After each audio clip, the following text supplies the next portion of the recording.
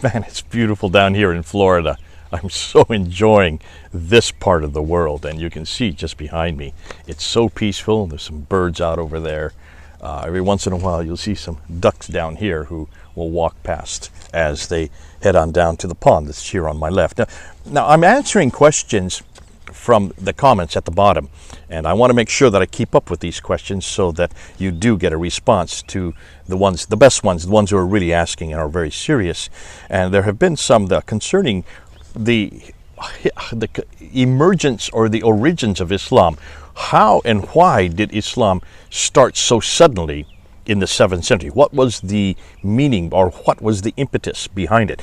Here's one by a fellow or someone named Mati Latvali. Mati Latvali says this: when we assumed that Arabs had already conquered all of Spain, from Spain to Persia, when the Prophet was invented, he says in Antigone, possibly using 1 to 2 historical men, what explains this very sudden and enormous military success if they did not have an ideology fueling it? No flag to rally under. Terrific question. This is repeated similarly by Tim Kaine. More recently, he says this, and I'm going to read his because he expands on this, asking much the same question. Tim Kaine says this: while the work on variance is good and valid and should yield fruit in determining Islam, and the same holds true for Dan Gibson's work, it doesn't mean that Jay's position that Malik invented Islam in 680, actually 692 I think is the better date, is correct. The Notre Dame scholar of religious studies, Gabriel Said Reynolds, postulates that Arab identity emerged before Muhammad, as probably did at least some of the Quran. And this, he says, may have been the impetus. Moreover, he goes on to say, the Arab armies were deep into North Africa, the Arabian Peninsula, and the Iranian plateau. Something propelled them. Something caused the Arabs to suddenly cohere, to create large armies, engage in vigorous expansion, constant battle, and expansion outward long before Abd al-Malik came along. So he's echoing what Mati Latvala said, but expanding more upon that and saying, what is that impetus? You can't just say it's one man named Abd al-Malik that started this whole thing. And I would agree with both of you, Mati and Tim Kaine. Absolutely. No one suggests that there was not an impetus behind it. No one would suggest, and I've never suggested that that Abd al-Malik is the one that created Islam. Please, if I have, I stand corrected. I would never suggest that Abd al-Malik created Islam. No, he didn't. He created this, he basically took this Arab identity. And remember, I've said this over and over again, so has Mel from Sneakers Corner. We have said this, we've repeated this, that this idea of an Arab identity began much earlier, way back in around 622. In 622 is when Heraclius defeated the Sassanids, and the Sassanids are the Persians. The Persians were way off in the east. Remember, they were the ones way off in the east that had really controlled the Arabs, and the Arabs were under their yoke for centuries. And when the Byzantines, under Heraclius, then finally defeated the Sassanids, and remember, who was part of that? Ilyas ibn Qabisa, nicknamed Muhammad, was part of that, helping out to confront and destroy the Sassanids. He then turned also on the Byzantines, but he was way over in Hira doing that in 618 up until 622. So that started much earlier, and that's why I believe, this is my own personal belief, that 622 became so important as far as a date, and that's why 622 was then borrowed by the Abbasids later on as the time for the Hijrah. But nonetheless, so this identity began once the Arabs now were no longer under the yoke of the Sassanids. Now they really had their own control, and they started expanding their borders. And you had the Lakhmids, especially over in Hira, and the Ghassanids up here in the north. They were the ones who then moved out, and they started expanding their empire. Then you have finally the Umayyad Caliphate comes into power in 661 under the authority of Muawiyah, who lives in Damascus, way up in the north. Damascus. And he expands the borders. So by the end of his lifetime, by the end of his reign in 680, all the way in the west in Tripoli, all the way to Afghanistan in the east was under his control. So from 660 up to 670 up to 680, you have this expanding empire, the Umayyad Empire, and they are Arab. You're right, they are Arab, but they aren't Muslims. Let me repeat that, Tim Kaine. They aren't Muslims, because you're going to make this mistake in the next thing you say. Nowhere is there any reference that they were Muslims. And this is what we have said over and over. Look at the coins. There's no reference that these people are Muslims. In fact, as we've said over and over again, in the West they are Christians, in the East they are Zoroastrians. Look at the coins. Look at the religious reference points. Look at the icons on the coins, and you will see these are not at all Muslims. They are Christians and Zoroastrians. So when Abd al-Malik comes into power in 685, his greatest threat are the Byzantines. Justinian II, his greatest threat, politically speaking. He's in Damascus. So right north of him is the Byzantine Empire. So his whole ethos, his whole, you might say, he's no longer, there are no Sassanids, there are no Persians anymore. They were destroyed back in 620. This is, we're talking about 60 years later, even more than that. Now we're talking about 70 years later. He is not concerned at all with the Sassanids. He is concerned with the Byzantines. Not only is he concerned with them politically, he's also concerned with them theologically. Why? Because he is an Arab. He has his roots in the Abrahamic traditions, like the Byzantines do. The Christians and the Jews, they also go back to Abraham. So does he. But unlike the Christians and Jews who have a revelation called the Bible and have a prophetic line from the line of Isaac, he doesn't.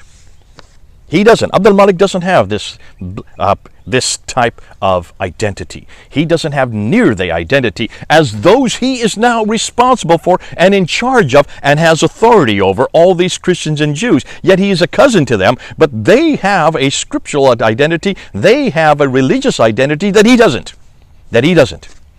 Now can you understand why he builds that huge building, the Dome of the Rock? Here's a picture of it, right smack dab in the middle of Jerusalem. And he starts that identity. He creates that we are now the new people on the block. We are now the kingdom that expands all the way from Tripoli in the west all the way to Afghanistan in the east, and is now even increasing its borders.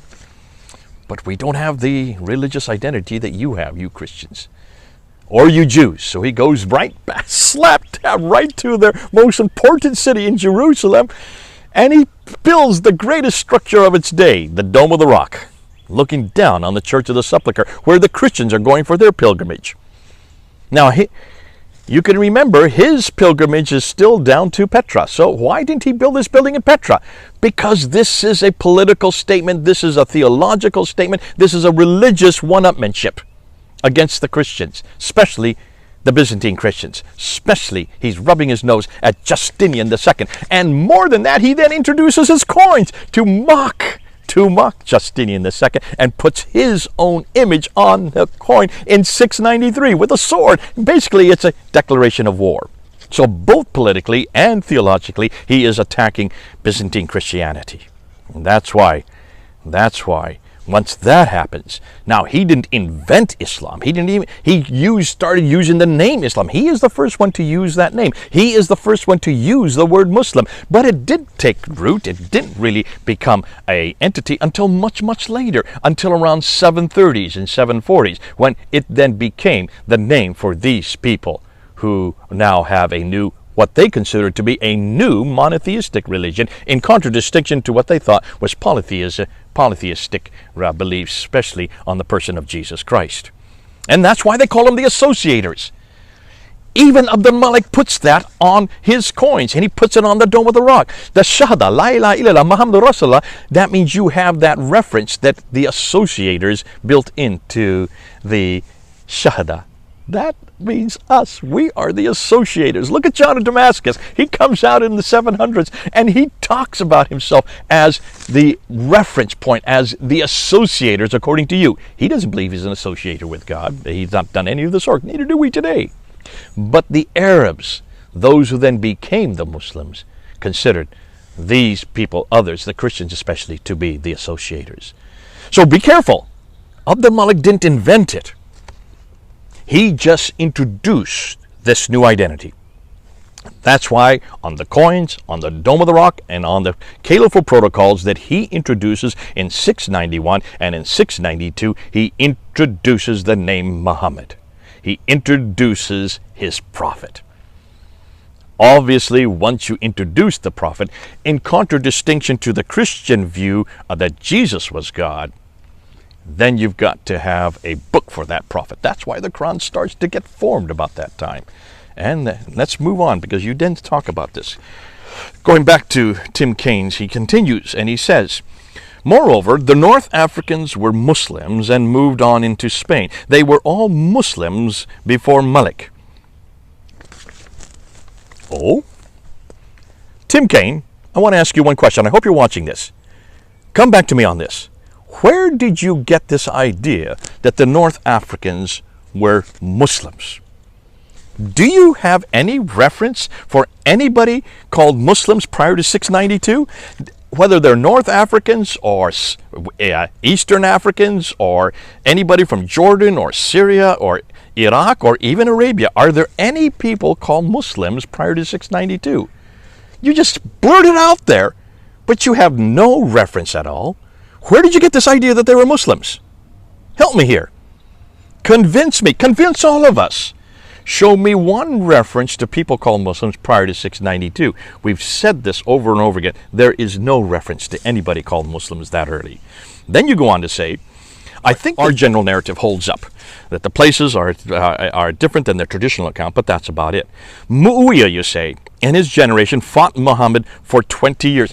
Mu'awiyah first only comes into power in 661. Where is there any reference that he's fighting a man named Muhammad? Can you show me? Where does he even mention Muhammad? So where are you getting these ideas from?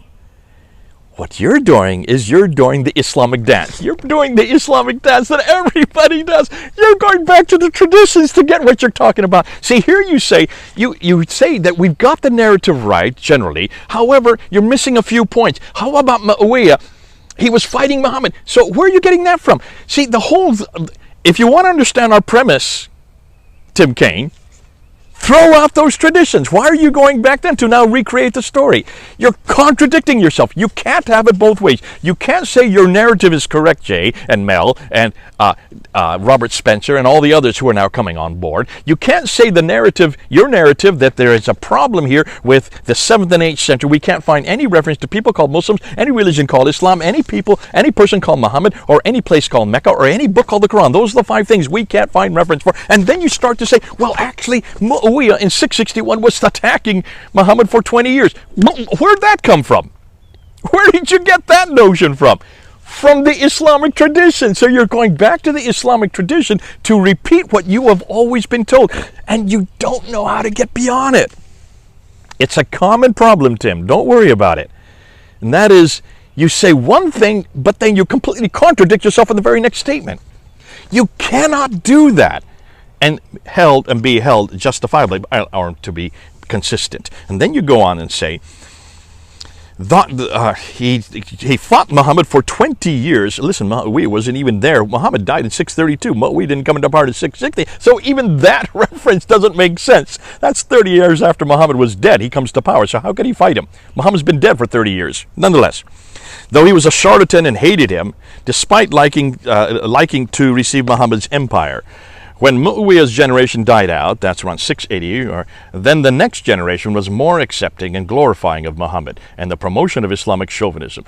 My opinion on you. Listen, Dick, if you're going to have an opinion like that, at least use historical evidence and stop defaulting back onto the Islamic traditions. That's the Islamic dance, and that's what we've said over and over again. Do not waste our time with the Islamic tradition. And for heaven's sake, say our narrative makes sense. However, I have a few problems with it because Mu'awiyah was fighting Muhammad. First of all, that's historically incorrect on both the traditional account and also on our account. You can't have someone fighting someone who's been dead for 30 years. And secondly, be careful that you don't confuse the two. Either you're going to go with the historical record, either you're going to go with the evidences on the ground, or you're going to spend all your time just mimicking and narrating and copying what the Islamic traditions from the 9th and 10th century say, redacted back onto the 7th century. Be careful. Don't do that, because once you do that, then you're not going to be able to come up to any conclusions. You'll be laughed out of court. I'm not laughing at you now, but I am saying be careful. Do not do that Islamic dance, because in doing that, you just discredit your whole theory and you just discredit your whole premise. God bless you. Nonetheless, thanks for bringing that up, and realize that this is something that did not happen overnight. Now, what Muslims want us to believe, what the Islamic tradition starts from its premise, is that all of Islam as we know it today, including all the laws, all the traditions, all the schools of law, all of this was created at the time of Muhammad. So that everything Muslims are to do and say and all their theological precepts were created in that 22-year period from 610 to 632. Can you now see the problem with that? Can you now see the problem with that? Because all these laws and institutions and all these references to cities and places and names and dates do not make sense in the 7th century at all. They just don't exist. These theologies and this biography and the sayings don't even begin to appear in the 9th century. They did not exist in a 22-year period. They were not created over a 22-year period like Muslims like us to believe. 200 to 300-year period, that makes sense. And almost all of it much too far north and much too late. Remember, I have been saying this for 25 years. You're finally getting it, some of you, but you still can't get rid of those Islamic traditions. You still fall back onto them to try to explain the world around you without even thinking not only how inconsistent it is, but how it does not fit the historical record. Oh, it's so good to be able to stand on the historical record and to be held accountable by the historical record. Always, always, always show me evidence on the ground. Show me any Arabs from North Africa that call themselves Muslims. Show me any reference that Muawiyah even knew the name Muhammad. At least the Muhammad of the traditions. You're not going to find it. Show me any city called Mecca that he prayed towards. You're not going to find it. Show me any trade routes that even went through that city. You're just not going to be able to find it. And that's why we're putting up these videos, to help you understand that the evidence on the ground, the historical evidence that we are using in almost every category, is resolute in its authority. Come on home to the evidence on the ground. That's all I ask. Be historically correct and stick to it. God bless you. This is Jay on this beautiful day here in Central Florida, where I am for this time period. Over and out.